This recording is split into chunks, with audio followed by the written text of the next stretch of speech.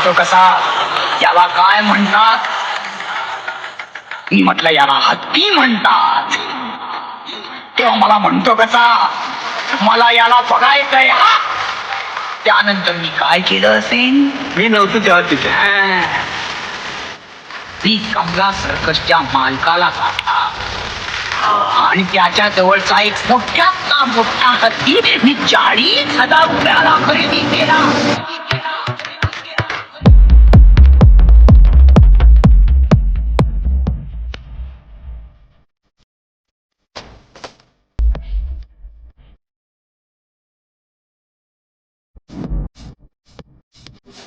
त्यात